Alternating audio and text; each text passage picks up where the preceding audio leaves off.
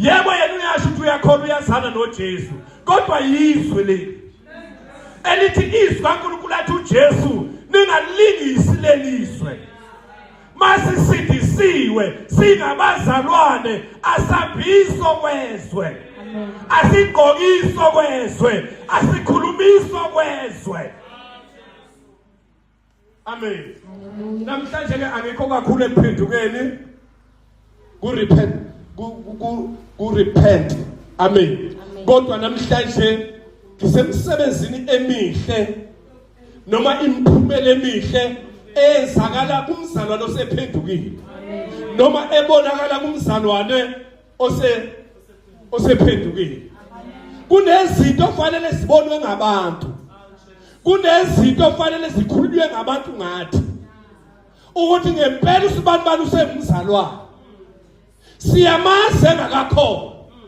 Simbonile futhi esekho. Amen bakwena. Ngingasho mina ngithi ngiyakholwa, bathi abantu bangasho ukuthi uyakholwa. Ngoba akukho lishintsho kuye. Inhliziyo yephi namanga kusekhona kuye. La ayibonakala imisebenzi emihle yokuphenduka. Kanti imisebenzi emihle yokuphenduka ayishiwo yimi ngiculu kodwa ishiwo ngabantu emphakathini. Amen bakwena. Ingakho lizothi izwi lamaHebheru sineflow ufakazi lesihaqeni. Mawubheka Hebrews chapter 12 sineflow ufakazi elisihaqeni. Izwe liyakwazi ukubona umuntu esekhona. Futhi izwe liyakwazi ukubona umuntu ethi uyakholwa kodwa engakholwa. Ehamba nabakholwayo. Amen bakwena. Yena ishaya isifuba ethi mina ngilikholwa. Kanti izwe lithi uhamba nabakholwayo kodwa usibani akakholwa. Amen. Kushizwe. Amen. Akusho abazalwane yizwe lisho. Lithi siyabaza abazalwane. Siyabaza abantu abathi bangabazalwane bengesiba abazalwane. Amen. Sobuka ke bangcwele imisebenzi imiphumela emihle yokuphenduka, the good result of repentance. Amen. Number 1. Sobuka Jesu 7. Ukushintshwa kwesinqumo. Number 1. Uma sengiphendukile kunezinto uNkulunkulu asuke ezozenza kimi ezimbi uma ngingaphenduki. Kodwa uma sengiphendukile uNkulunkulu uyashintsha isinqumo. Amen. Uma ngenza kabi emphakathini, ngenza kabi ekhaya, ngenza kabi ngisho phakathi ebandleni ngoba ngiphendukile, uNkulunkulu kunezinto kunezijeziso azehlisela umuntu ongaphendukile. Amen bakwena. Athi uzozenza kuye. Kodwa uma ngiphenduka uNkulunkulu uyashintsha isinqumo. Amen bakwena. Athi bengithi ngizombhubhisa. Kodwa ngoba usevuma igama lika Jesu ngeke asabhubha. Haleluya. Amen bakwena. Ukushintshwa kwesinqumo. Amen bakwena. Amen. Decision must be reversed or changed. Egameni lika Jesu. Isinqumo mangifika kuJesu uNkulunkulu abefuna ukusithatha ngamangenze kabi siyashintsha isinqumo. Amen bakwena. Hallelujah. Decisions must be reversed or changed. Egameni lika Jesu. Amen. Sibheke izwi kaNkulunkulu Jeremiah chapter 18 from verse 7 to 8. Msalwane wa mawahlukana nalendlela ohamba ngayephi edina uecasula uNkulunkulu bese uvuma igama lika Jesu uNkulunkulu uyashintsha isinqumo.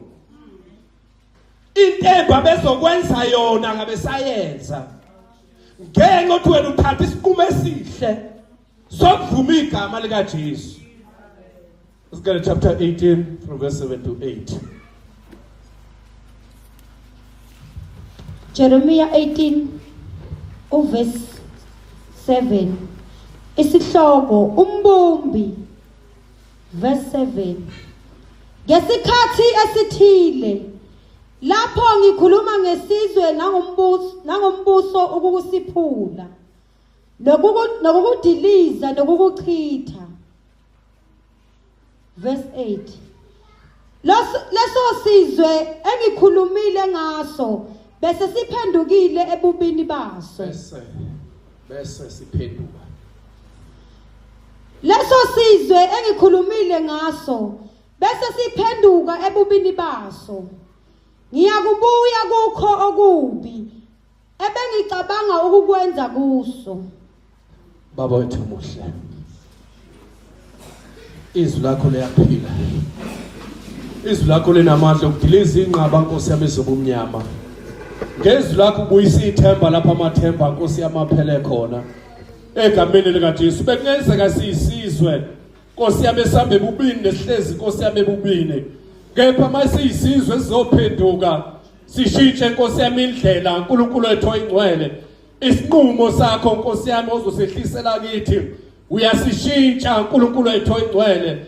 Ngeke kodwa siye sashintsha sathatha isinqumo esihle sokuza kuwe uNkulunkulu wethu ongcwele. Egameni eligcwele uphile egameni namandla lika Jesu Kristu manje naphakade. Amen.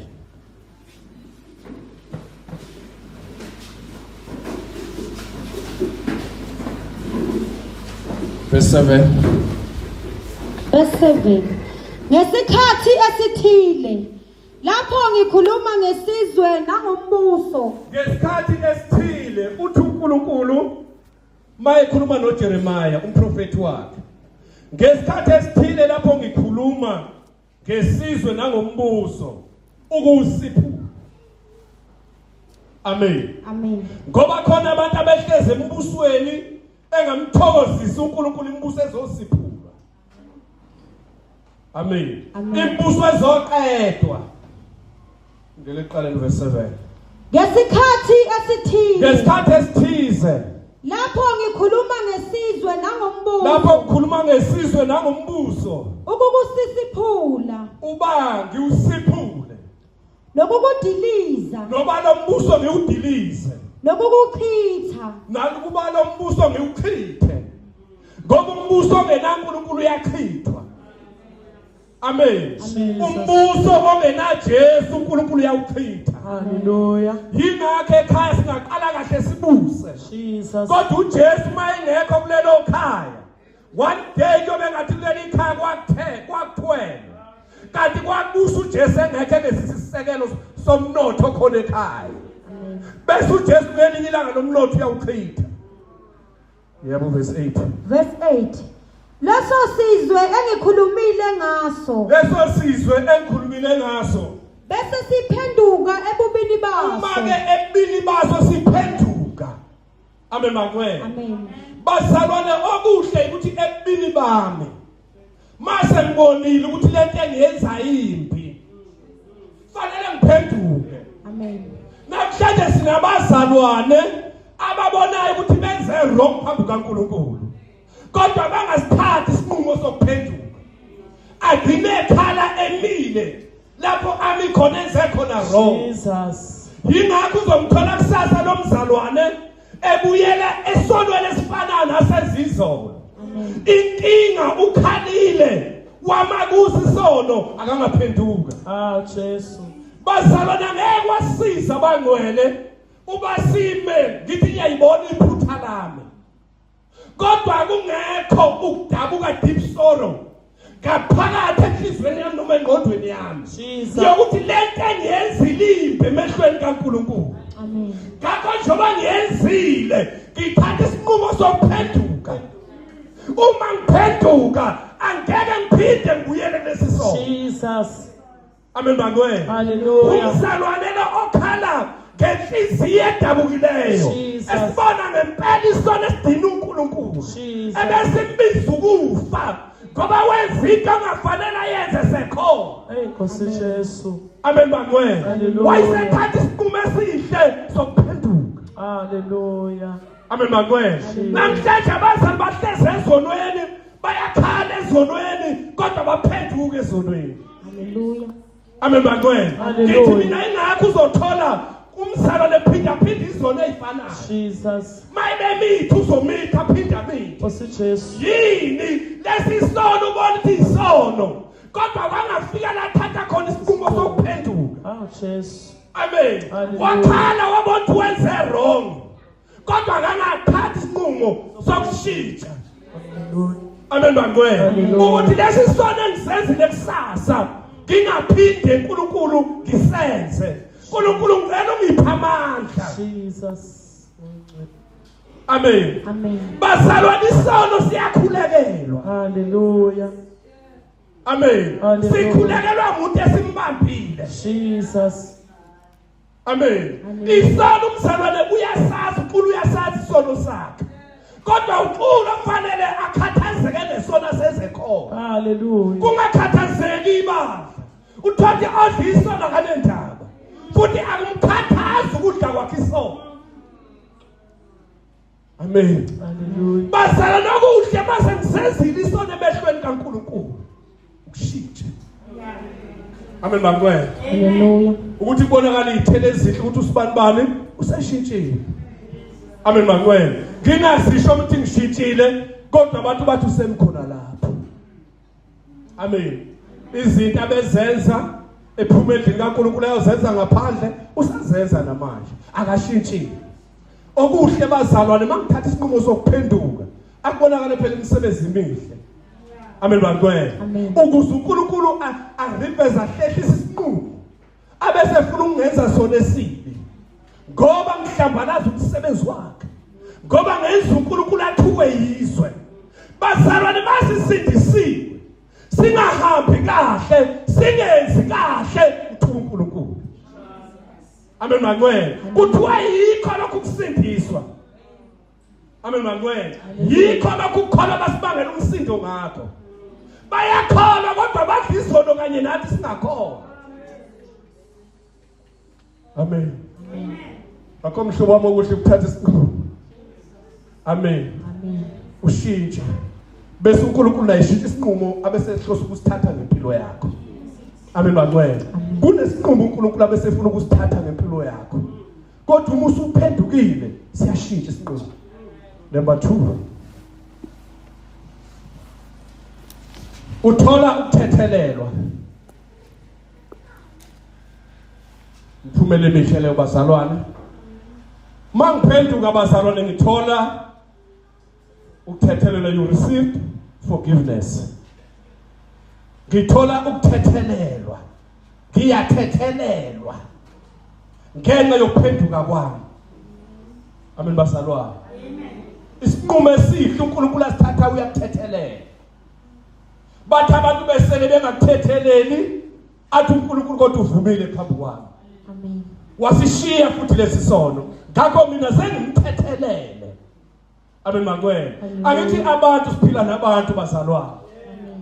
Abantu uthi uNkulunkulu esemsizile bangabona abantu ukuthi uNkulunkulu umsizile. Bame kuyizolo lakhe.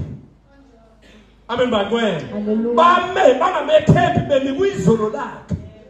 Kanti uNkulunkulu usekhohliwe izinto azenzizona. Wayisenza umphumela omuhle we forgiveness. Wakhohlwa uNkulunkulu. Noma walibala uNkulunkulu ngesono umuntu asenzile phambi kobuso bakhe. 1 Kings chapter 8 amakhosi oqala isahluko 8 verse 46 to 50. Bayizenzo 2 verse 38. Umphumela emihle sithola ukuthethelelwa bazalwane. Asihlali nabazalwane ngathi mina ngithethelelwe. Amen. Phezu kwami kulenga ulaka likaNkulunkulu oluthi inkokhelo yesono ingukufa. Sho njalo abaseRoma bazalwane. Romans chapter 6 verse 23. Inkokhelo yesono ingukufa. Mangihlezi phakathi nabazalwane, ngihlezi nabazalwane ngoba ngempela ngithethelelwe. Amen bazalwane. Ngihlezi ngoba ngithole ukuxolelwa. Egameni lika Jesu. 1 Kings chapter 8 asikele bazalwane 46 to 50. Mphumela emihle baze siyathethelelwa bafowethu. Hallelujah. Noma ekhaya engasakuthetheleli. Angithi khona ingane ukuthi ivume. Uthothe ekhaya bathi uyasikhohlisa. Ufuna ukwenza kahle lezi izono singasamnakile. Kanti uNkulunkulu ufike ngempela wayishintsha ingqondo yengane. Yadabuka ngempela ngesono ekade isenze ekhaya sokungalaleli. Ngoba zane ungalaleli ekhaya kuyisono. Amen. mangabe ingane izelwe kodwa ingalaleli kuyisono ungalaleli angiphathi ke kwenziwa ngumzalwane uthothi lengane ingumzalwane abazali bazothi isindisiwe abazali abasindisiwe kodwa lengane isisindisiwe ayishintshi impilo yayo bese bethe abazali kusho ukuthi yimfundiso yonkulu abayifundisayo ukuthi umuntu ungene njalo athi noma esekholwa aqhubeke one esekholwa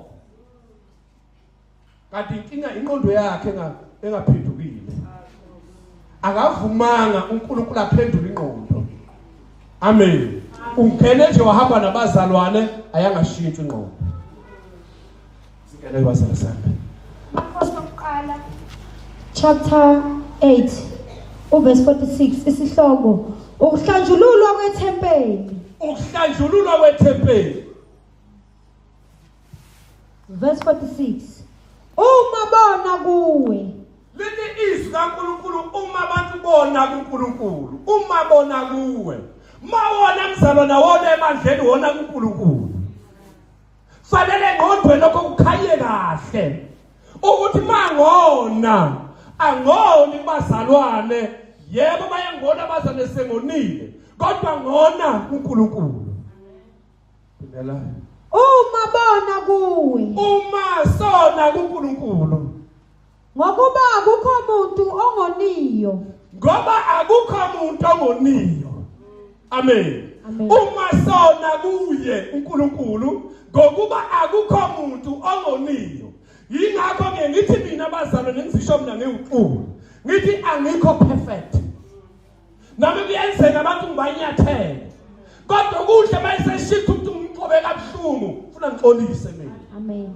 amen mangwena angithi ngilwela inhlala kahle bazalwane ngilwela inkolo yevangeli ukuthi sonke siyavuna kosenzile amen mase ngenzeka bengumzalwane funa ngivume kumzathi ngenzeka kabi kuye angazaphuma umzane ekholweni ngenxa kaXulu amen mangwena Amen. uthe uNkulunkulu noma umzane engitshela ukuthi lapha nalapho umlimazini uNkulunkulu ame ashakuthandayo kumzalwane aphuma umzalwane ekhishwa umholi endlini kaNkulunkulu yebo uma bona kuwe uma sona kuNkulunkulu ngokuba akukho umuntu ongoniyo ngokuba akukho umuntu ongoniyo bese uthukuthela wena bese uNkulunkulu ethukuthela mase ngonile sesonile bazane kuNkulunkulu uNkulunkulu uyathukuthela ngokona kwethu yebo ubanikele esitheni bese uNkulunkulu usinikele ezitheni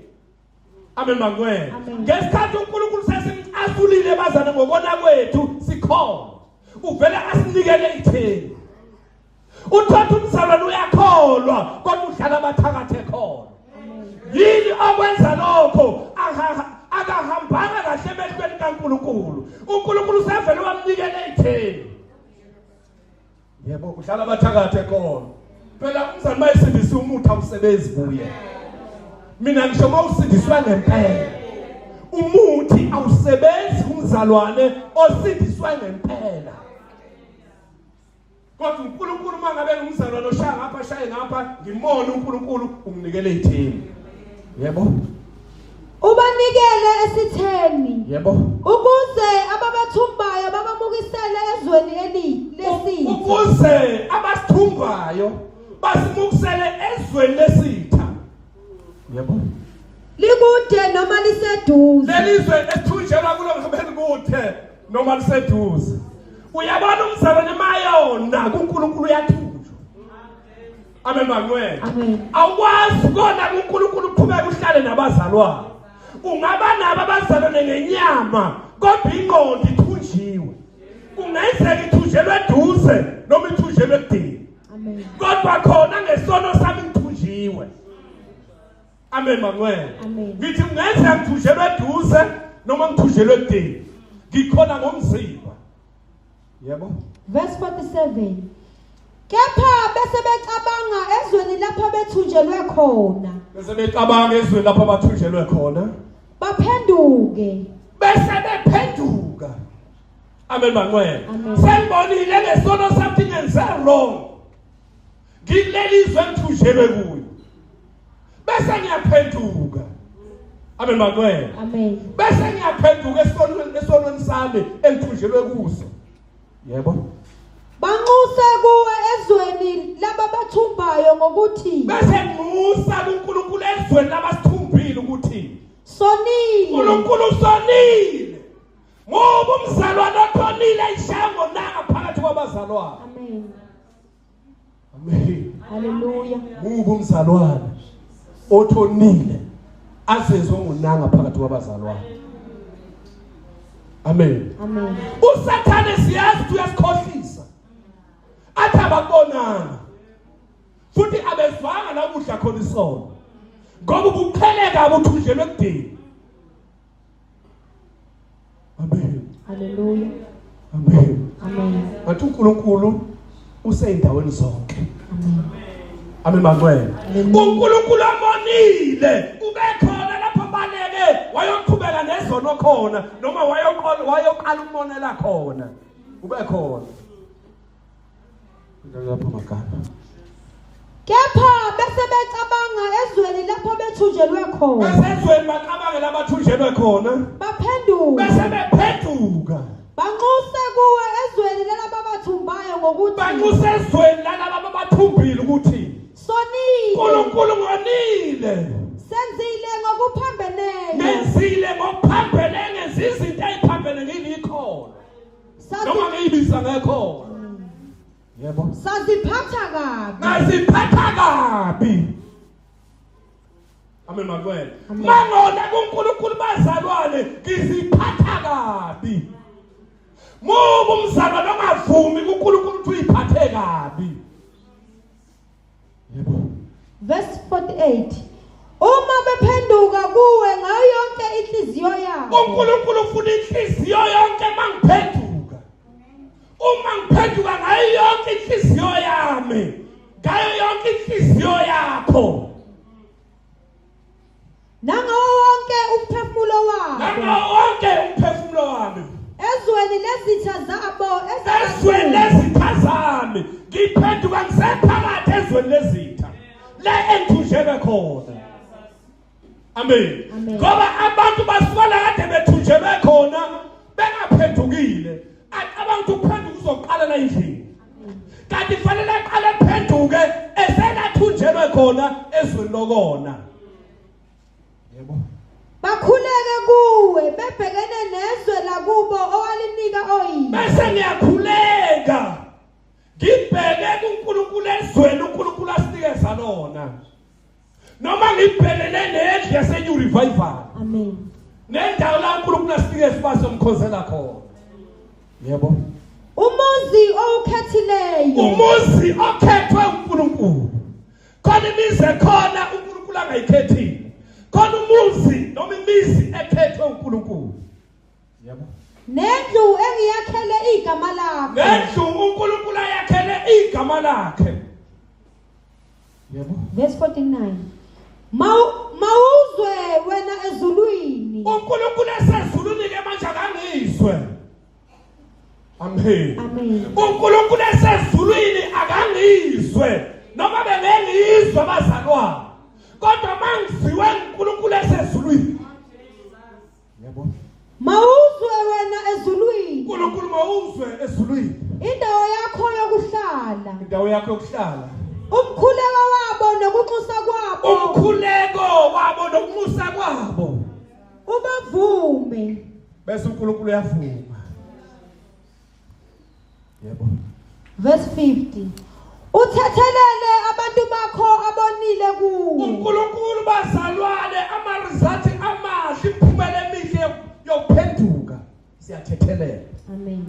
amen makwena Hallelujah. mase ngivumile ngiyathethelelwa ukuthi angenzanga kahle uNkulunkulu angizidlanga kahle ngoba uNkulunkulu siyabona ngezenzo nangemicabango bazalwane uNkulunkulu angizidlanga kahle yebo Uthethelele abantu bakho abonile kuwe. bese uNkulunkulu abantu abonile kuye mabevuma uyamathethelela mabephenduka Amen. amen bakwena bafowethu mangonini angivume angivumele uNkulunkulu ezulwini ukuze uNkulunkulu ezongthethelela ngingathi ngiphakathi kwabazalwane ngembatha ulaka Amen. ngenxa ukuthi kunesono engasivumile kodwa uphakathi kwabazalwane. Yebo. Nazo zonke iziphambeko zabo abaphambeke kuzo Nazo ngazo. zonke iphambeke engiphambeke kuzo phambi kaNkulunkulu. Bazalwane iphambeke uNkulunkulu zakho lezamo uyazazi. Amen bakwena. Hallelujah. Uzazi ngingakazenzi ngicabanga ukuthi yini ephambene noNkulunkulu uNkulunkulu afuna ukuyenza. Ngela lapha magama. Uthethelele abantu bakho abonileyo kuwe. Yebo. Nazo zonke iziphambeko zabo abaphambeke kuzo kuwe ngazo. Nazo zonke iphambeke uNkulunkulu engiphambeke ngazo kuye. Ubanike ukuba bathole isihe phambi Bese uNkulunkulu kwabathumbayo. usinikeza isihe Phambi kwabathumbayo. phambi kwabathunjwa abasithumbayo. Ukuba babaphathe ngesihe. Kuba bese besiphatha ngesihe. Amen. Singathi sithunjwe basihlukumeza basithumbile. Uba ukhona ubuyile. Kube isihe. Amen. Hallelujah. Ukuze laba bebethumbile baphathe kahle uzikwazi ukubuya. Amen. Sihe uNkulunkulu akwenzele so. Yebo. Fana ngaba ubuya. Sabe. Uthethelele abantu bakho abonile Bese kuwe. uNkulunkulu abantu bakhe ebathethelela abonile kuye. Nazo zonke iziphambeko zabo abaphambeke kuwe ngazo. Nazo zonke iphambeko engiphambeke ngazo kuNkulunkulu. Ubanike ukuba bathole isihe phambi kwabathumbayo. Kulesihe phambi kwalabo abangithumbayo. Ukuba babaphathe ngesihe. Uze bangiphathe ngesihe. Zenzo chapter 2 verse 38.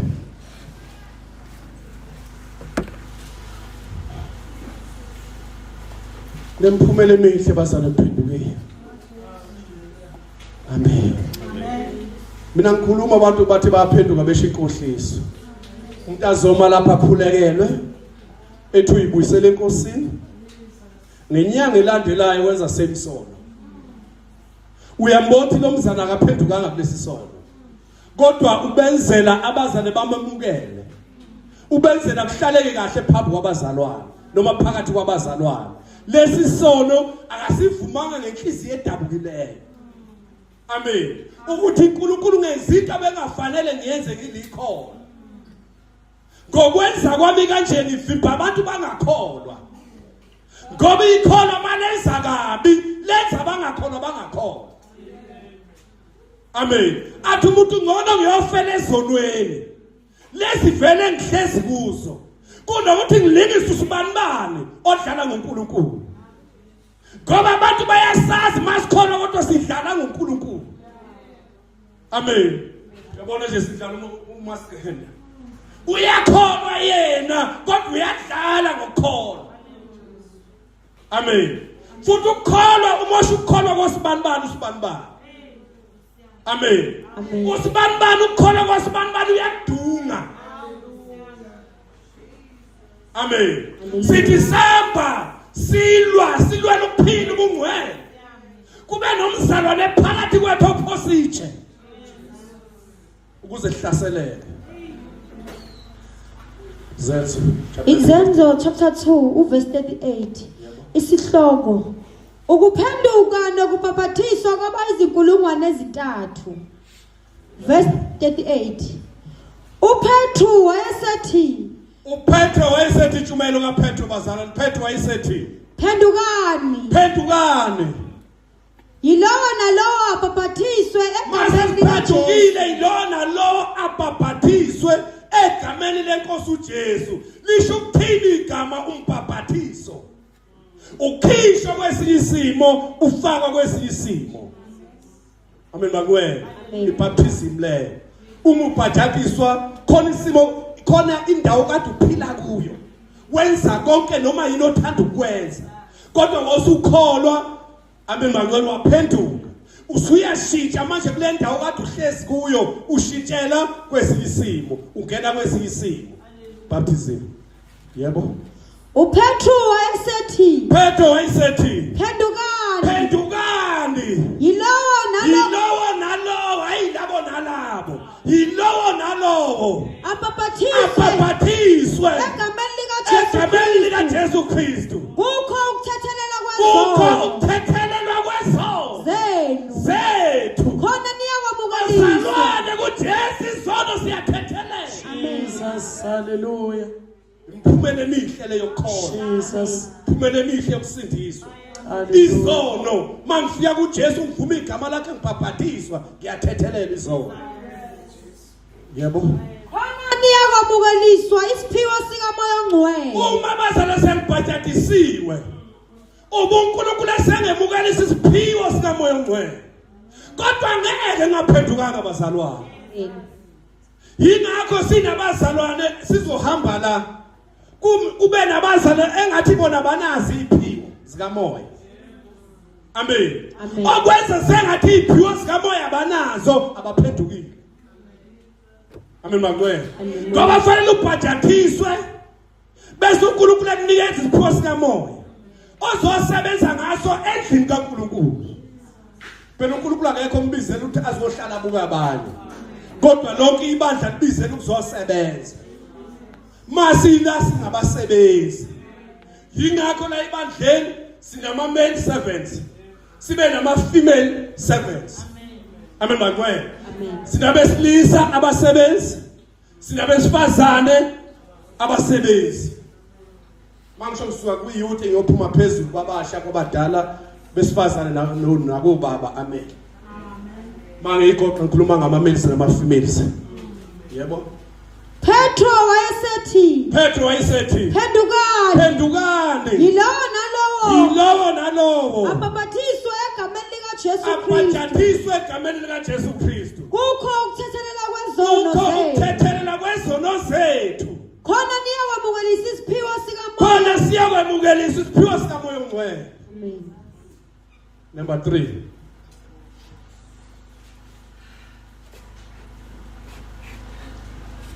bazana nokuphenduka okuhle kukholela ekusindisweni ukuphenduka okuhle kukholela ekusindisweni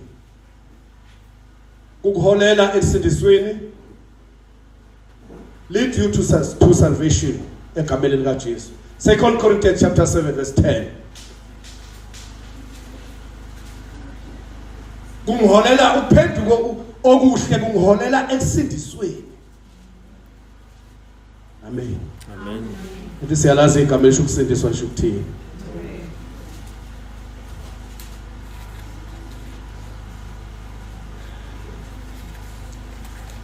Second Corinthians chapter 7 verse 10 Kuloya siqale lapha sigijime nayo phezulu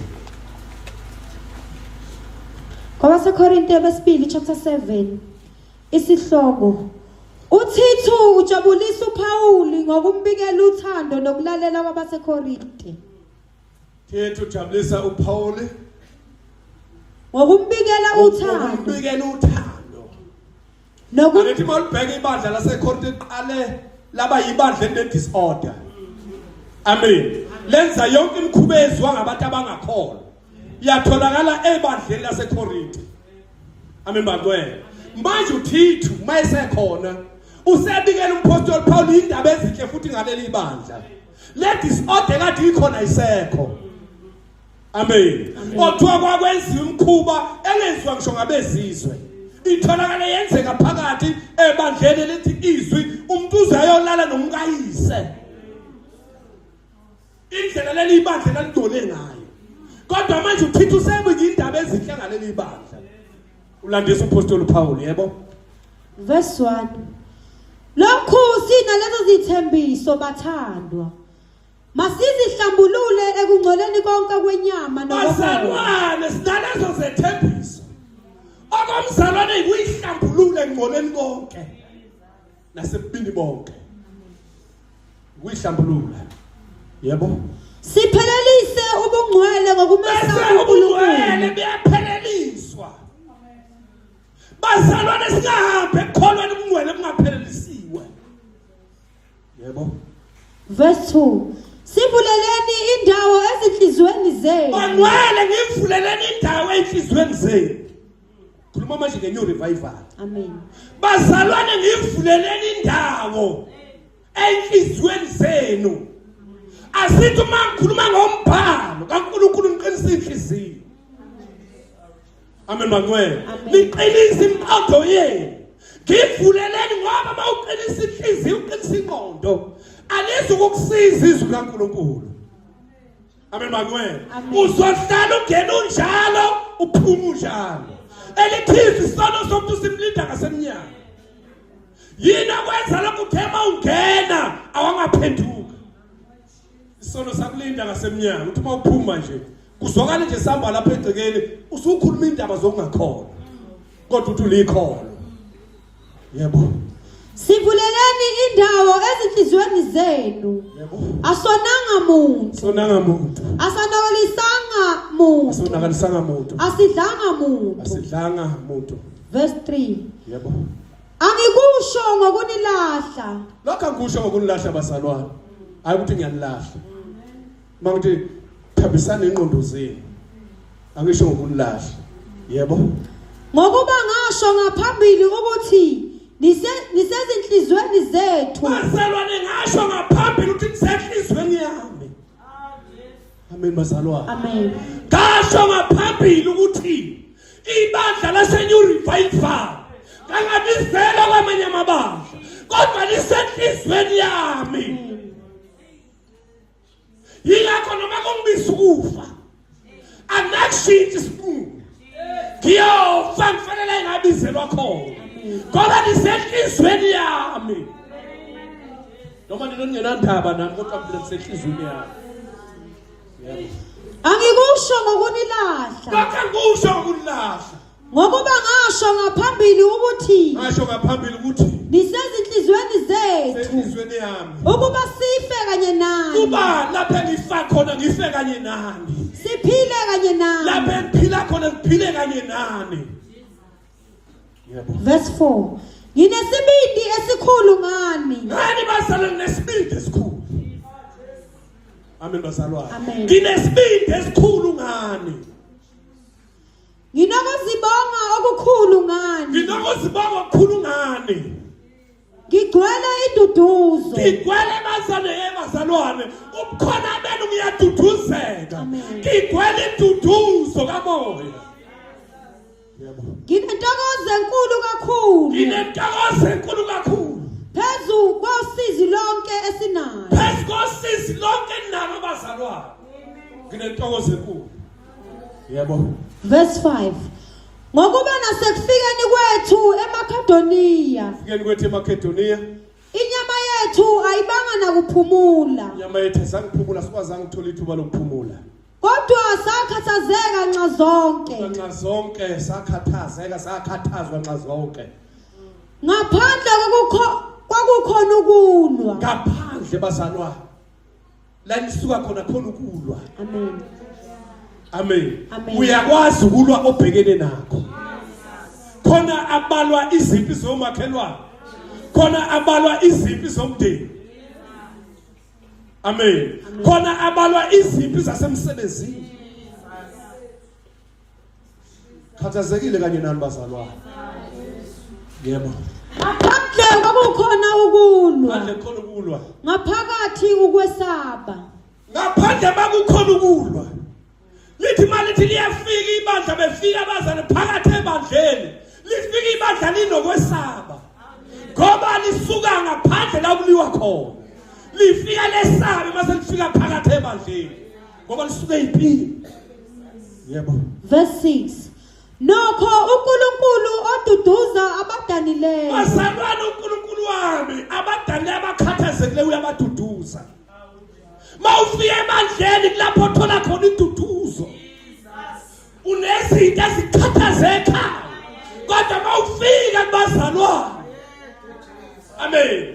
Uyazi kuze fela umzana angathatha isinqumo sokuthi ingathi ngebe ngisaphuma la endlini ngihlale la endlini. Ngoba mangihlezi la endlini kwathi ukuthula. Ngizizwa ngiduduzeka ngeduduzo kamoya. Ngoba ngifike endaweni efanele. Yebo. Nokho uNkulunkulu oduduza abadanileyo. uNkulunkulu ududuza abakhathazekileyo. Usiduduzile thina ngokufika kukaThithu. Wabaduduza ngokufika kaThithu nami la duduzwa ibandla ngokufika kwami. Yebo. Verse 7. Kungabi ngokufika kwakhe kuphela. Ngabe ufaka kwakhe kuphela uThixo. Kodwa nangenduduzo aduduzo Bazalwane siyazi uNkulunkulu lapha silanda khona. Amen. Uyazi la uNkulunkulu akulanda khona.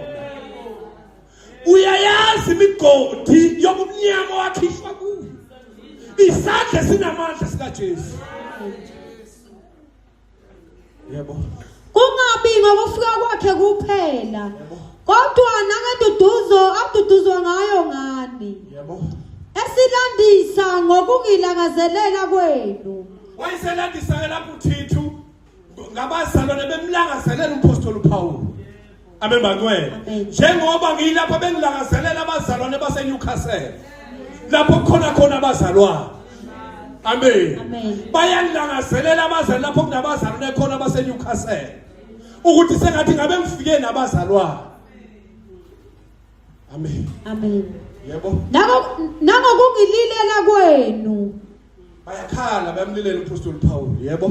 Nangokungishisekela kwenu. Ukushisekela kwabo abazalwane bemshisekela umpostoli.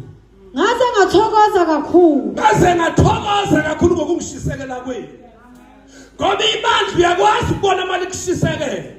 Futhi uyalibona ibandla malingenandaba nawe. Linandaba nje nawe. Uyalibona ibandla. Amen. Yebo. Verse 8.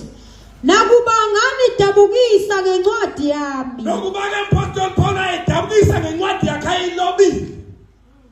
Yebo. Angizisoli. Akayizoni kodwa ngoba ibandla lakheka.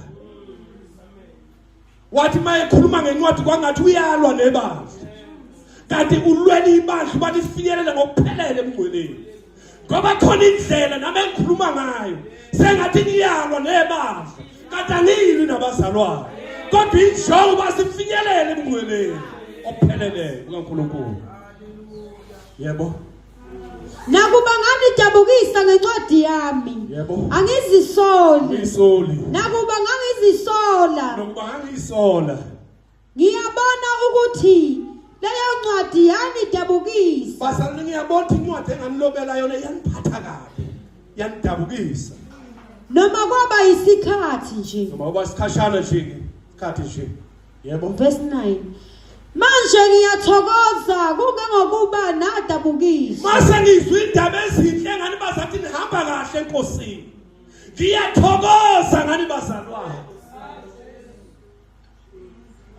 Amen. Uma ngizwa indaba ezimnandi phakathi komphakathi ngebandla ukuthi lihamba kahle phambi komphakathi ngiyathokoza ngani. Ngameni lika Jesu. Amen. Izolo mabe ngifonela uMakhumalo ukuthi kunomama lapha eNewcastle uyihlanganise nebandla ngcekazi because akwelinye ibandla. Le ngcekazi ngokubona abazalwane baseNewcastle ithi icela ukuthi angifonelele ukuthi uMakhumalo ngikhulisa kahle abazalwane.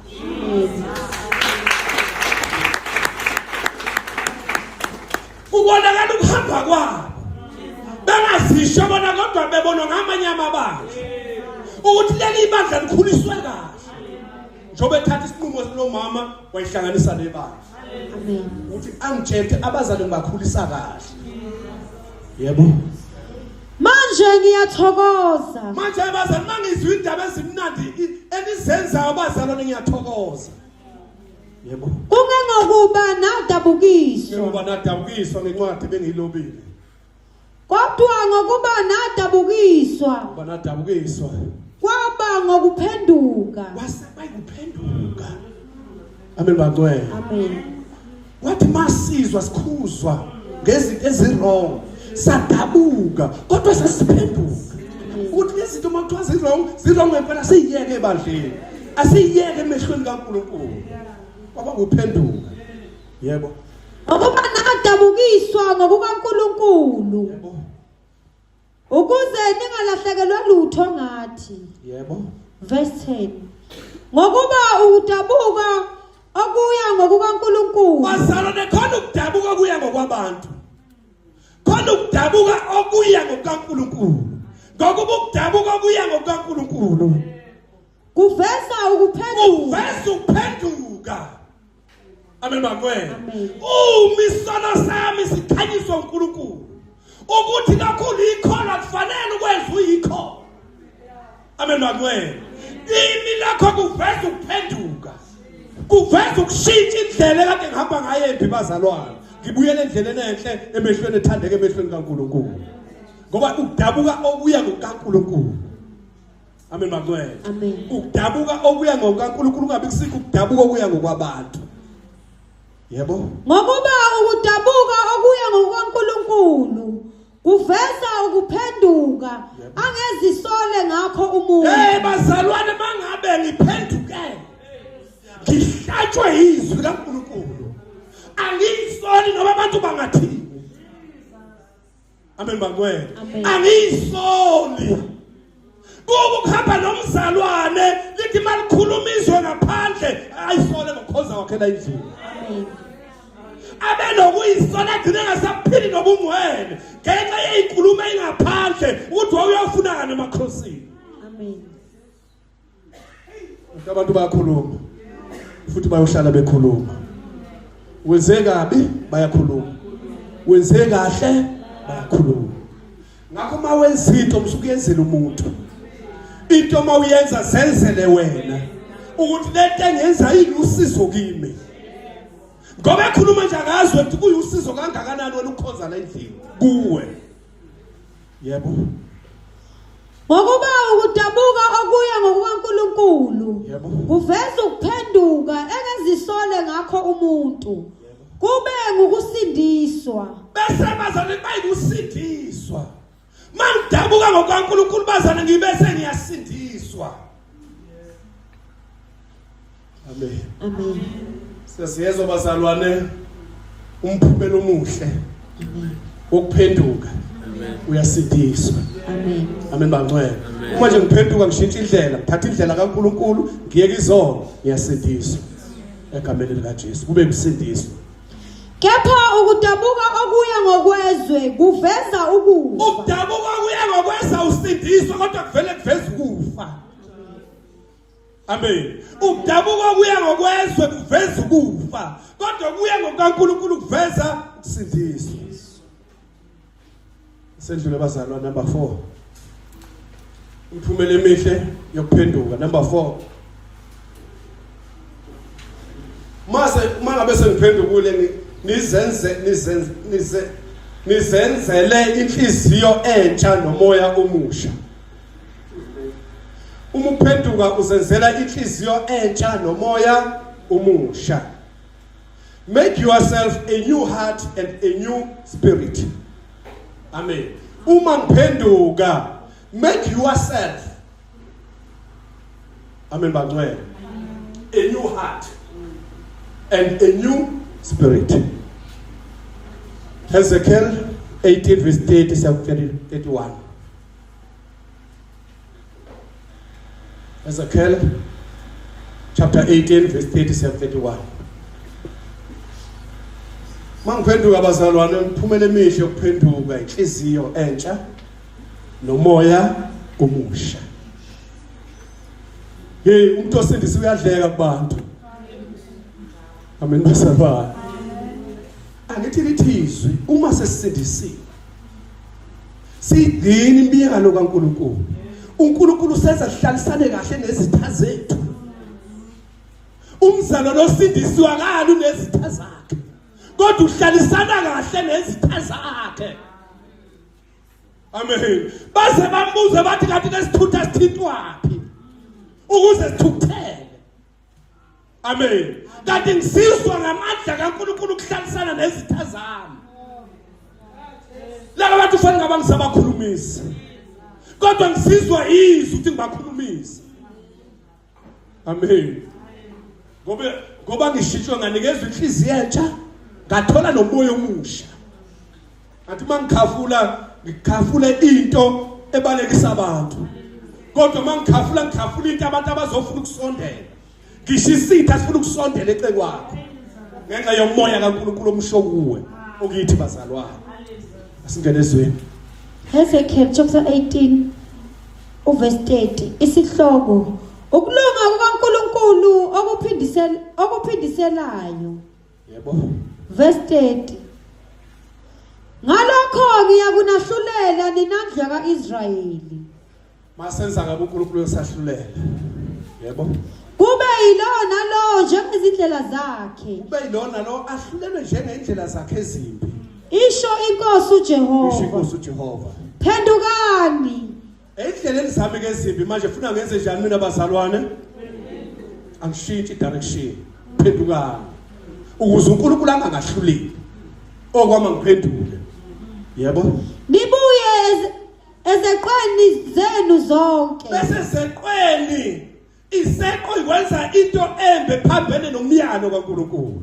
Bese ngiyabuya ezeqweni zonke noma izintweni zonke ezimbi engizenze emehlweni kaNkulunkulu.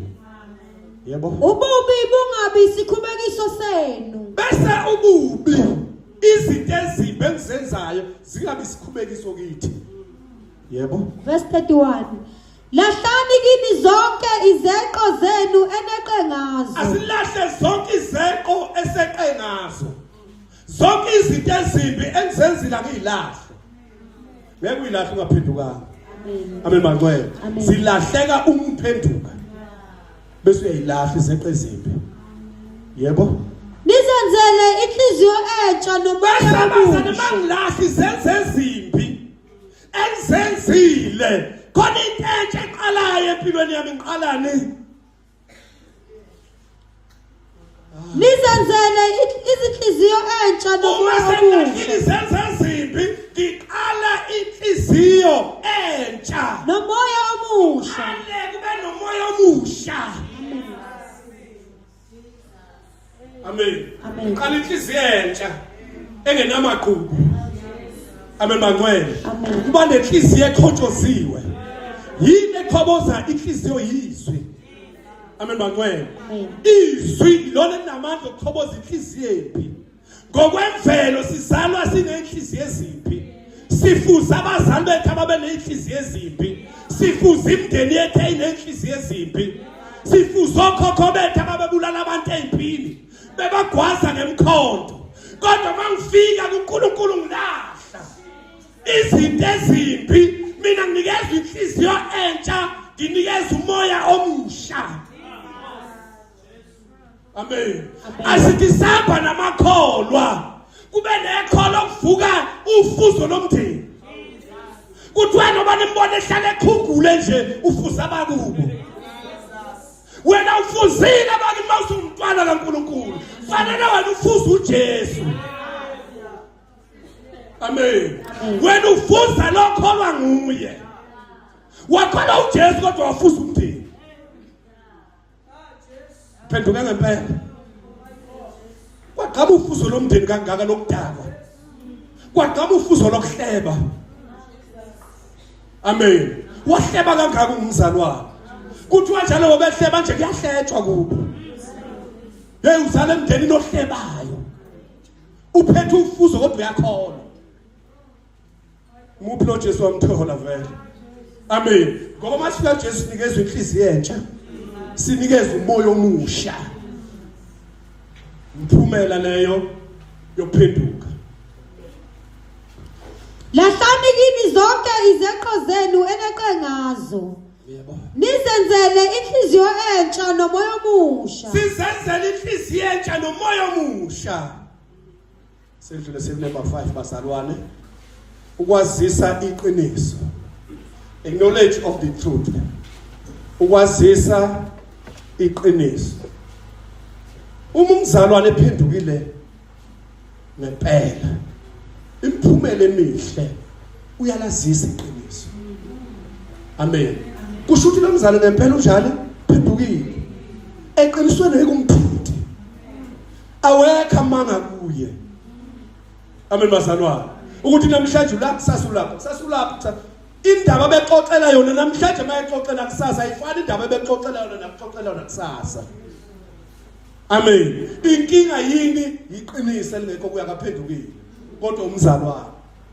Khona abazali lokuze kusho kuthiwa le into izwe ngobani? Mayixoxela umuntu. Ngoba mancane amathuba okuthi leyo nto iyiqiniso. Uma uyizwe ngosibani ba. Kodwa kodwa umzalwane ophenduke ngempela ngemiphumela emihle kunemiphumela emihle kuye bathe abantu siyamaza ade lidayisa iphepha siyabonga ukusindiswa kwafika kuye namhlanje ukhuluma iqiniso lodwa noma ngabe uthini kuye ngeke umsuse eqinisweni amen bankwena kodwa kuba ukuhlala namakholwa aqamba manga esindisile umuntu ukhuluma inkulumo namhlanje kusasa useyishintshile ushaya inkulumo lo muntu bengimethemba ukuthi useyakholwa kodwa usakhuluma njengalapha engakakholwa amen shutha akaphendukile uyahamba namakholwa kodwa yena uyikholo elingaphendukile ehamba nabaphendukileyo 2 Timothy chapter 2 verse 25 2 Timothy chapter 2 verse 25 ngicela ukuthi kungiqalela lapha ngenhlanyana kancane ku verse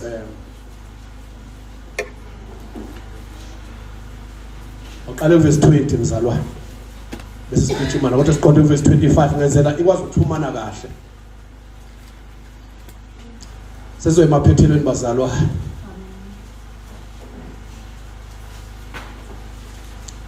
yebo sezoshaya u1 asambe bazalwa Kepha endlini enkulu akukho izitsha zegolide nezesiliva kuphela kodwa nezemithi nezebumba ezinye ezihloniphekayo ezinye ezingahloniphekiyo buka lapha abazalwane behlezi beyizitshe ezahlukene amen behlukaniswa abazalwane khona izitsha ezihloniphekayo khona engehlonipheki izitshe ezihloniphekayo nezitshe engahloniphekiyo amen yebo khona ezebumba khona ezegolide nezemithi khona ezemithi amen angizokuyichaza ke lapho ngoba ngikho lapho siqonde verse 25 yebo verse 21 ngalokho uma umuntu ezihlanza kulezo zinto umuntu eyihlanza ezintweni ezimba zenzile uyakuba yisitsha esihloniphekayo uyaba yisitsha esihloniphekayo amen umzalwane ovumayo ukuthi wonile kuNkulunkulu uba yisitsha esihloniphekayo kodwa mubu umzalwane othonile kuNkulunkulu athi mina ngonanga uvela ngethembeki futhi angahlonipheki ikwenza kwakhe agcine sethi umzalwane osibani bahlonipha abanye ababahloniphi kanti ngizenza mina uba ngibe yisitsha esingahlonipheki ukwenza kwami yebo uyakuba yisitsha esihloniphekayo esingcwelisiwe amen ngeke isitsha sahlonipheka singekho ngcwele amen bazalwane ukuze ngibe ngumzalwane ohloniphekile ohlonishwa ngisho yizwe phuma ngaphandle ongcwele kodwa mawukhuluma nezwe indaba zezwe izwe livele libuko wakubo uthi mawukhama kuthiwa nangu wakithi waqhama zokhuluma nayo indaba yini awuhloniphekile awukho ngcwele umuntu mayezokhuluma ukhona fanele acinge ukuthi le ndaba ngayikhuluma yini ukhona amen kodwa uma ngumzalwane ongahloniphekile bakhuluma noma yini abantu ukhona lumezwe amaqomo lumezwe umathandana bakhuluma ezomtshontsha zonke indaba ezizezweni kodwa ukhona umzalwane yini uyisitshe singahloniphekile bayazi ukuthi le ndaba yabo mabeyikhuluma yokungcola wena uzoyiphendula uzoba entertainer ngendaba yokungcola kodwa ungumzalwane yebo uyisitshe singahloniphekile mawunjalo yebo esinosizo kumninindlu nasisitshe sihloniphekile kumninindlu sinosizo ngoba sihloniphekile haleluya usizo lesisitshe ngoba sihloniphekile kodwa umzalwane ongahloniphekile haleluya akasile usizo kumnini wakhe yebo esilungiselwe umsebenzi wonke omuhle leso sitsha silungiselwe wonke umsebenzi omuhle verse 22 basilusizo verse 22 kepha balekela izinkanuko zobusha kodwa asibalekeli inkanuko zobusha amen khona inkanuko zabadala khona inkanuko zabasha amen nabadala bahlezi labanezabo inkanuko abasha bahlezi labanezabo inkanuko kodwa masingabantwana bakaNkulunkulu sazi iqiniso funa siyibalekele inkanuko zobusha. Hallelujah. Yebo. Ujonge ukulunga. Base ngijonga ukulunga mangibalekele inkanuko ngifuna nje ukulunga la kungakhona. Yebo. Ngoba ngisashayisana nenkanuko. Yebo. Yebo. Nokukholwa. Nokholwa ngifuna nje lapho kukhonzwa khona ngoba ngiyikholwa. Nothando. Nginothando. Yebo. Nokuthula. Nginokuthula. Likholwa nomsindo. Belingenakho ukuthula. Kanye nabakhuleka enkosini. Kanye nabakhuleka enkosini. Ngenhliziyo ehlambulukileyo. Inhliziyo ehlambulukileyo. Masikhuleka enkosini ke siphendukile, inhliziyo zethu ziyahlambuluka enkosini. Sikhuleke ngeinhliziyo ehlambulukileyo. Amen. Awuthukhuleke enkosini. Ubusathi kodwa ngizomthola lokade edelela ekuseni. Kodwa unjani ngapha kubhizo uyakhuleka. Uthi uNkulunkulu umkhuleko wezona ngawuzwa. Uyakhuleka ngapha usubaqala kusemkhulekweni. Lithi izwi ngeke umlomo umthombo umunye. Ukhipha amanzi amnandi nababayo. Lithi izwi maye baba ayababa maye mnandi awashitsha shitsha. Yini thina singabazalwane sasa namhlanje sikhuluma kahle. Awuhlangane nami kusasa. Ungathi akusiwuculo kade shumela la namhlanje ngesonto. Amen. Inkinga uyashitsha shitsha imbala njengonwabe kodwa elikhona. Yebo. Verse 23. Kepha ukuphikisana kobuwula. Bazalwane khona ukuphikisana kobuwula. Amen. Yebo.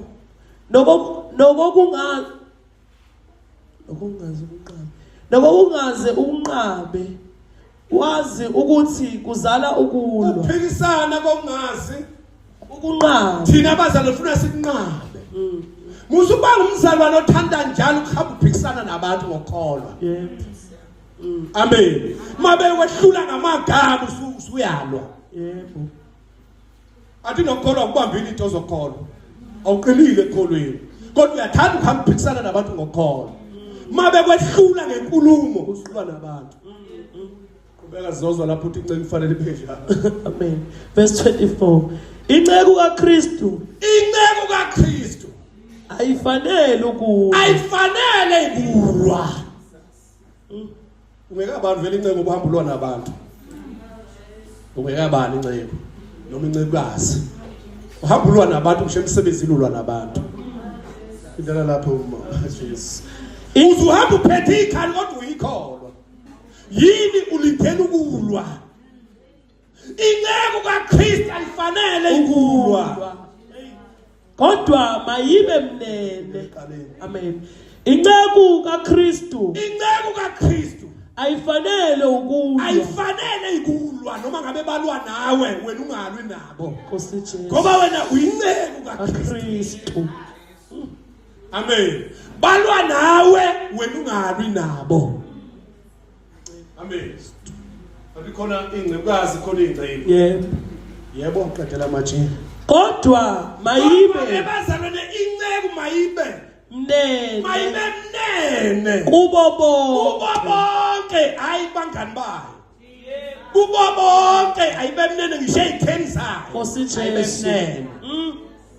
Inesu. Amen bangcwele. Amen. Khuluma ngevangeli ayingefeketho yevangeli. Amen. Wakhiwe abantu abanezondo bekhona. Amakholwa anemizi angayingeni kodwa ayakholwa. Anabazalwane abangabakhulumisi kodwa bayakhona. La akuzokwakhiwa izondo. Kodwa akuzokwakhiwa indlu yomoya yasezulwini. Ukuthi izitha zakho wena zithi zikuzonda wena uyayithanda. Amen. Bethi bangakufisela impumelelo wena ubafisela impumelelo. Amen. Angithi njengoba bengakufisela impumelelo wena ngobusisiwe. Anti okholwa uJesu ubusisiwe uyisibusiso. Bathi bemelene nawe bethi siyoke sibone ephumelele. Kuthothi bamelene nomuntu orong wesibusiso. Uzophumelela befunga. Uzophumelela beyinyangene zangomeni bathandaza. Uphumelele zikhona lezi zinto ngoba ngeke ikwenze lutho. Athi lithizwe sinikezwe amandla ogcoba ofezela bangasenzi lutho. Sinikezwe amandla ophuza into enobutha zingasenzi lutho. Noma udweba umbhulelo noma ngabe umphuzisa uchef lento kimi ngeke yenze lutho mina ngowezulu mina ngingowesibusiso ngeke ungazama ukungifaka isichitho amen bazalwane abantu bayadlala emhlabeni ungazama ukungifaka isichitho ungiphambanise nabaphathi emsebenzini ngeke abaphathi bangizonde ngizoba ngumngane wabaphathi usifakile isichitho ngoba lento kimi ayisebenzi amen lento kimi ngingumzalwane ayisebenzi bazongithanda abaphathi umyevuza abaphathi amen umyevuza ungikhuluma kabi baphathi kodwa ngoba ngowesibusiso mabebona mina bazukubona lokho wena okusho ngami amen ngoba uthi mawukhuluma ngomuntu uyijethe abantu mabembona bazobona lokho okukhuluma ngayo kanti mabembona eseqhamuka babona olunye uhlobo hayi lo bekhuluma ngathi yingakho thina asabe sithi angazilutho wena uyivalela umlomo kufakaza abantu bathi usibani bani uyamsukela usibani bani ngoba lento ayikhuluma ngayo injalo sabe Inceku kaKristu ayifanele ukulwa. Inceku kaKristu ayifanele ikulwa. Kodwa mayibe mnene. Kubo bonke. Inesu lokufundisa. Mawulibele ikulwa nabantu loqhamuka nesu lokufundisa ngoKristu. Uzolifundisa niveliso kaNkulunkulu, ufundisa nevangeli. Uzolishumayela lelivangeli. Ngoba ulibele ikulwa nabantu. Kanti wena ufuna unake isu. Yebo. Lokufundisa uthi mase uNkulunkulu unikeza umsebenzi wakho. Ngipha maso okufundisa. Yebo. Ibekezela. Amen. Bese ncekeze njalo. Iyabekezela. Amen. Namhlanje sinabazalwane wenzile kimi lokho izolo. Phinde uyakwenza. Mawufika la ngeke ngisaxolela. Umzalwane lo usafanele kaphenduke. Amen makwena. Uthi uJesu mfowenu noma babebuza ukuthi umuntu uyabona kangaka uzumthethelela. Uthi uJesu uyabona umfowenu kamashuma isikhombisa. Nasikhombisa ukuthi usho ukuthi 70 times bani? Bese khipha bani? 490. Lo mntwana ngeke usamthethelela usekone 490 yini? Amen. Joba umimpela umephekwendu. Uthi ngeke usamthethelela kade eza lemkhuba. Usohlanganile yini u490. Nakhuluma ngombhalo. Mina ngikhuluma ngengqondo yethu. Amen. Ngikhuluma ngombhalo ukuthi uJesu uyabona ngamashuma isikhombisa kasikhombisa ukuze umthethelele. Asambe. Verse 25. Ibalaye ngomoya omnene abamelene nayo. Inceku abamelene nayo bayiyala ngomoya omnene. Yebo. Kumbe uNkulunkulu angabanika ukuphenduka. Manje bayiyala ngomnene. Yebo. Kumbe laba abamelene naye uNkulunkulu angabanika ukuphenduka. Ukuthi lo muntu simelane naye ngeze. Baze balubumnene bakho. Yebo. Baze balazise iqiniso. Amen bangcwele. Asikhuluma ke knowledge of the truth bazalwane. Baze balazise iqiniso elikuwe. Kodwa wena ungaphile eqinisweni eke abantu balazi iqiniso elikuwe. Bazokwazi amanga kuwe. Yebo. Verse 25 sikafika. Verse 25. Yebo asibalazi iqiniso. Ibalayo ngomoya omnene. Bayale ngomoya omnene. Abamelene nayo. nayo. Kumbe uNkulunkulu angabanika ukuphenduka. uNkulunkulu abanika ukuphenduka. Baze balazise iqiniso 6 bazalwane. Uthola uphilo phakade. Mabazane ngiphenduke ngokwempela okuhle nguthola iphendukeni uphila okuphakade. You receive eternal life. Amen ngibangcwele. Uthola ukuphila okuphakade you receive eternal life. egameni lika Jesu. Izenzo 11 verse 18. Thola ukuphila okuphakade. Uma nje ngiphenduke kahle ithelo zokuphenduka ezinhle. Ukuphila okuphakade.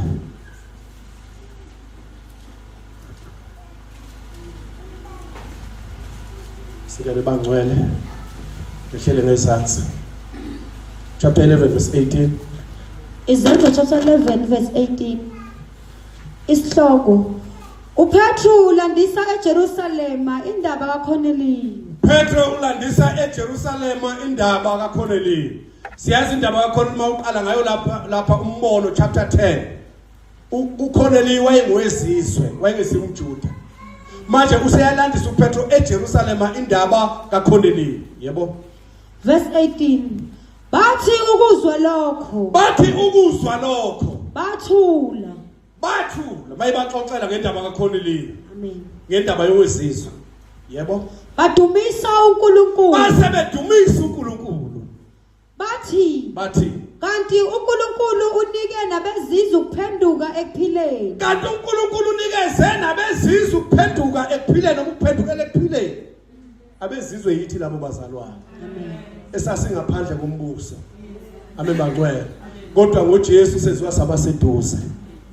Egameni kaJesu. Sinikiwe bazalwane ukuphila okuphakade uma sesiphendukile.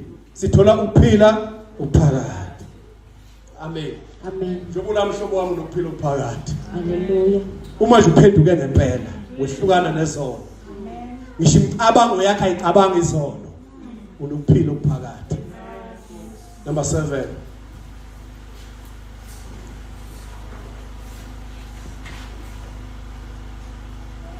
Ukuzisola kungabibikho ukuphenduka kudala ukufa. Ukuzisola kungabibikho ukuphenduka kudala ukufa. Ukuzisola kungabibikho ukuphenduka. Ngingayithuka endlala eqala ngibazathi khona ukuyisola, khona umzalwane ukuyisola kodwa angaphenduki. Usendlalela le ndaba abazalwane. Ukuzisola kungabibikho ukuphenduka kudala ini? Regret without repentance brings death. Amen bangcwele. Ngeke usize bazalwane ukuyisola kodwa ngingaphenduki. Lokhu ngihlezi lapho. Kodwa ngiyabona indlela indawo engihlezi kuyi wrong. Kodwa akho sinqumo engisithathayo. Uzodala ukufa kimi. Matthew 27 verse 3 to 5. Matthew 27 verse 3 to 5. 2 Corinthians chapter 7 verse 10. Aseyifunda laba sekhonto basiyifundile lapha bazalwane. Ku number 3 sizofunda nje leka Matthew kuphela. Matthew chapter 27 verse 3 to 5. 2 Corinthians chapter 7 verse 10. Sobeke isimo indaba kaNkulunkulu lapho.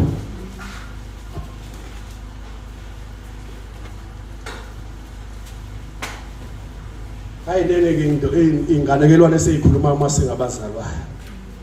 Noma izinto esiyikhuluma singabazalwane. Kodwa kungabibikho ukukhombisa lenkulumo yami kade ngiyikhuluma. Okuyisekelayo ukuthi ngempela ibili iqiniso. Bese egcineni lenkulumo ebengiyikhuluma idala ukufa kimi. Ngeke bazalwane 3. Matthew chapter 27 verse 3. Isihloko uJesu ephambi kukaPilato ukuzibulala kukaJuda. uJesu ephambi kukaPilato ukuzibulala kukaJuda. Amen. uJuda siyazi uJuda Iscariot. Ngoba mawuthi uJuda, oJuda abaningi. Khona uJuda umpostoli. Amen bakwena. oJuda umpostoli babe bangaki? Babe babili. Amen bazalwane. Khona uJuda lo ongale ngakwisambulo. Bekhona uJuda lo Iscariot owakhaphela uJesu. Lo Juda engikhuluma ngaye la Iscariot owakhaphela bani? uJesu. Verse ukuthi uJuda. Abazi abantu ukhuluma ngamuphi uJuda. Baningi oJuda bakuphi eBhayibhelini. Ufuna ngibe specific ukuthi ngikhuluma ngamuphi uJuda, ngikhuluma ngoJuda Iscariot. Yebo. Verse 3. Khona uJuda owamkhaphelayo ebona ukuthi ulahliwe. uJuda wakhaphela uJesu ebona ukuthi ulahliwe. Wazisola. Amen bakwena. Amen. Semkhaphela uJesu. kodwa emveni kwalapha esemkhaphele kuvuka ini ukuyisola. yebo Wabuyisela izinhlamvu zesiliva. wathi makunokuyisola kuJuda kwavuka iaction Yebo. ukuthi yini ofanele ngiyenze ekhombisa ukuyisola Yebo. le mali engithengwe ngayo amen bangwe Amen. angiyibuyisele Yebo. ngoba khona ukuyisola abazane ngishilo kungasikubo ayisola umzane emile nje khona lapha ezobuya buyele khona lapha uJuda mayeyisola uthatha isinqumo sokuthi imali abethengwe ngayo akayibuyisele yebo Izinhlamvu zesiliva ezingamashumi buyisele amathathu inhlamvu zesiliva engamashumi amathathu kubapristi namalunga. namalunga Verse 4. Wathi ngonile efika uJuda kubo uthi ngonile Nkosi yami. abe bangwe efika uJuda kubo uthi ngonile Yebo. Ukuba ngwe ubhlungu mzalwane uphuma uyodlizo mabuya kungekho ukuthi wonile futhi ubona uzozehlisa mawuthi wonile mina ngisho uqulu usho uNkulunkulu yebo ngonile ukuba ngikhaphele igazi elingenaqala. ngonile uba ngikhaphele igazi elingenaqala Bona bathi lapha uJuda wayesho bazalwane ngedeep sorrow yayibhlungu into ayenzile amen bangwe isibuyi revealeka engqondweni yakhe ukuthi kanti ngenza into embi kangaka ukukhaphela igazi elingenaqala khona umuntu owenza isono kungarivili lutho amen bangwe kungabi bikho nje okubuyayo ukuthi uyazi lento engiyenzile bengafanele ngiyenze ngumzalwane akhali ngiyebhezi ngenhliziyo exhasa igazi lento bengafanele ngiyenze uNkulunkulu ngonile njengoba kusho uJuda ngonile ukukhaphela igazi elingenaqala yebo bona bathi basebethi ke kuye ngoba la uJuda khona bona bekho khona yebo. bathi kuye Kuyini lokho? oh Juda kuyini lokho Kuyini lokho kithi na? kuyini lokho kithi okushoyo ukuthi wonile Zibone khaphela igazi elingenaqala kuyini lokho kithi zibonele wena. Jesu. ngoba umuntu uthi mawukhala uthi ngiwile endlini kaNkulunkulu athi awuyeke usitetemela wena amen kanti ukuwaqala ngawe yini ngoba kade bewabantu kanti akazi wena ubuhlungu onabo ngokuwa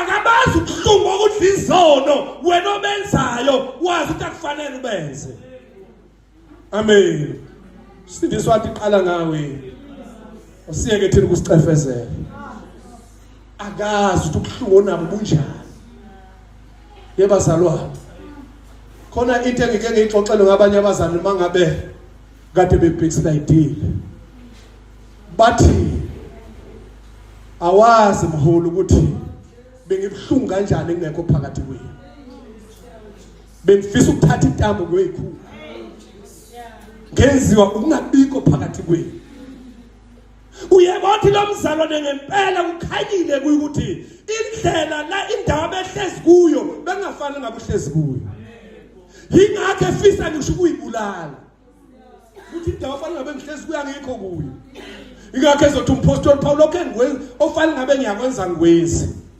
lokho engikwenzayo lokho kungafanele ngabe ngiyakwenza kwenzeka vice versa amen fanele umzalwane bengumzala phila ubungcwele ahlale nabazalwane kodwa thothi akahlali nabazalwane uhlala nabezizwe lokho akwenzayo lokho kungafanele ngabe uyakwenza ukuhlala nabezizwe engumzalwane fanele ngabe yena uhlezi nabazalwane uyakhonza nabazalwane ngoba yena ungumzalwane wenza lokho kungafanele ngabe uyakwenza yini okwenza lokho inyama athi lithi izinyama ikhala ukuphambene nomoya bese lithi lezi zinto ziyamelana umoya nenyama yebo Verse 5.